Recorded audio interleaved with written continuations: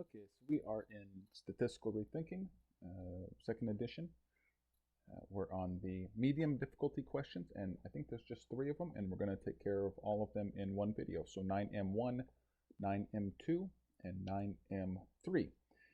Before you try to execute the code in this Colab sheet, you'll need to install the Rethinking package, which requires some additional work, but all of the code blocks up here should take care of it for you.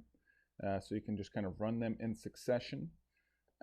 There's one little code block right here. I think that you only need to run it once ever if you're running it on Colab. Of course, if you have this loaded to your machine, you don't have to. You just have to install all of this once. But each time, I believe on Colab, you have to reinstall it. But anyway, but you can just churn through the different the different blocks that I have up here, and that should install it for you.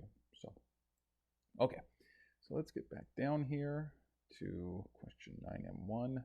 Okay, so so in the chapter, and even in a previous chapter, I believe, we ran a regression on the terrain ruggedness data. And so now we are asked to run it again, but with a different prior for the standard deviation for sigma, for the sigma parameter. So whereas previously, down here, so this is the previous model, we used an exponential distribution, we are now asked to use a uniform distribution that goes from 0 to 1. Okay, so so I've ran all of this because these chains take a little while to run, so I don't have to run them again while the video is going. But here I'm just getting the data organized and then put into a list because the ulam function, as well as Stan, prefer data in lists. Okay, so it runs, and then you should get things like this. I should point something out here, which is so we're running 4 different chains for reasons that are discussed in earlier videos. And if you're on your home computer, if you're on your home machine, then you you might adjust the number of cores to allow for parallel computation. But I guess it makes sense that in Colab we don't really get that. So if you run this on your home machine, you'll get chain 1 will show some number of iterations, then chain 2, and then 4, and then 3, and then we'll kind of alternate back and forth.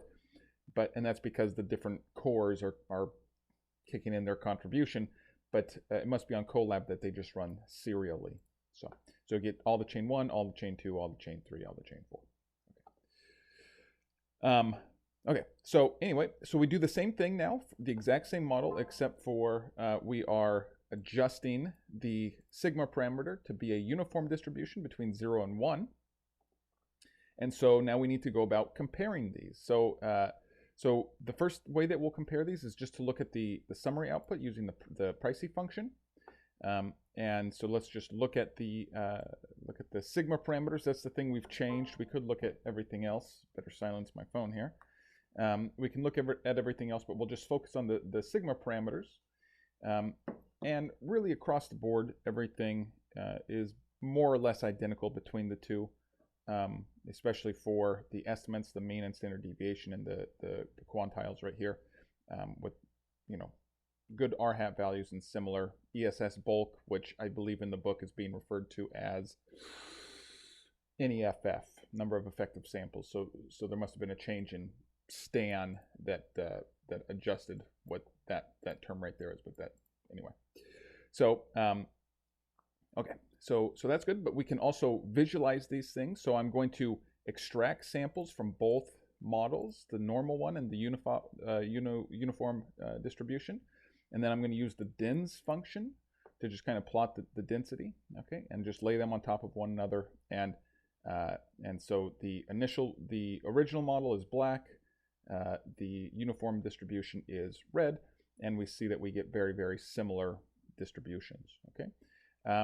So the question is, why should these different priors, again, one exponential, one uniform, lead to basically the same posterior? Well, I mean, almost by definition, it's because there is apparently enough information contained within the data to wash out the effects of the priors in both cases. Okay. So let's now move on to 9M2, which is using the same data set. Okay, so now we're going to switch, or we're going to change another parameter compared to the baseline model. So again, well, let's go back up to the baseline model here. The thing that we're going to change is this right here, is this parameter. It's the beta CID parameters here. Okay, that's going to change. Okay, so notice that right now it's a normal distribution. Okay, that's the prior is a normal distribution. And here we're asked to change it to an exponential distribution. Okay, and so that's what we've done here. Okay, so we're going to run this and then compare the results. So again, this is kind of the output you should see with your as you run your model. Okay, and so once again, we can run the Prezi outputs and then also extract samples and then plot everything. Okay, but before we look at that, or you know, maybe you're already looking at it, but what do we expect to happen when we based on the change to the BCID, right? We went from a normal distribution to an exponential distribution. Okay, so, well, this would require just a little bit of knowledge about these different distributions, but the exponential distribution is always positive. It's only defined on positive numbers, right? Whereas a normal distribution, you can have positive and negative numbers, okay? So, so by changing the beta coefficient to be exponential, I expect that all of the beta or the B parameters are going to be greater than 0.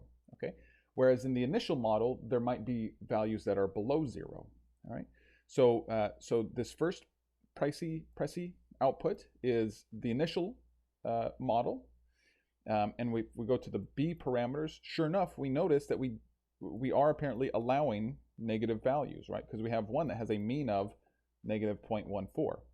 But I bet then that in the second model, where we use an exponential prior, it will not be below 0. Okay, and sure enough, it does not go below 0. Okay, so we can actually look at the posterior distribution. Again, all I'm doing is I'm grabbing some variables called post and post B, where I'm extracting samples from the two models. Okay, and then I'm going to plot the B parameters, and there's two of them, one for each CID value, right? So here and here. Okay. So this is what our plot looks like. So the solid lines right here and here. Let me open this up in a new tab. Okay. So these solid lines, these represent the B1, and remember these were both positive. It was the B2 where there was a negative value. Okay, so this is the B2 for the model 1, and then this is B2 for model 2, right? And notice that it gets really, really close to 0. This kind of light blue line is 0, but it never goes below 0, and that's because our prior distribution basically assigns 0 probability to everything below 0, below beta equals, or below B equals 0. Okay, so there we go. Okay, finally, we're meant to re-estimate one of the stand models of the chapter, and we're going to re-estimate the model we've been using already, but using a different number of warm-up iterations. Okay, so remember that during the run of our models, it's going to run a certain number of total iterations, and some number of those are going to be committed to warm-up. In other words, they are dedicated to kind of exploring the posterior space, but we do not use them as part of the posterior distribution. We're allowing our model to kind of explore the space to get a good sense of what it should explore before we start to track the posterior, okay? And so normally the warm-up iterations are just 50% of the total iterations that are ran, but we can also adjust that, and we can adjust that with the warm-up argument in the ulam function here, right? So we can change that to set it away from the default, okay? And we need to make sure that we're using the same number of sampling iterations, okay? And then we want to compare the NEFF, which I believe now is called ESS bulk, okay? So we'll just run M91, which is the model we've been running, kind of the baseline model through all the medium hard questions. and we'll run each of them for 200 iterations, but for different numbers of warm-ups. So we'll start with 3 warm-ups, we'll use 10, 33, and then 100. Okay, so I've already ran these, and so here is the Prezi outputs.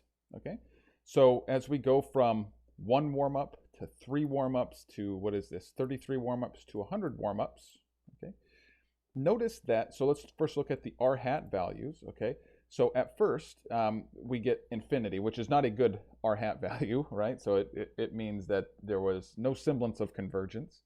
And then convergence improves as we have a few more, like 10 warm-up samples, and then to 1, and then we get 1.06 as we go to 100 warm-up iterations. That's probably just a fluke, so probably 33 warm-up iterations is not better than 100. It's probably just a fluke that they came out different this way.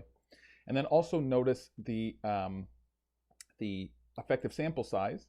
So we go from 4 effective samples, which again means not very efficient sampling, to 16 to 470 to 284. Again, the fact that 100 did worse than 33 warm-up iterations is probably just an aberration unique to these particular runs. In general, you should expect higher warm-ups to do better.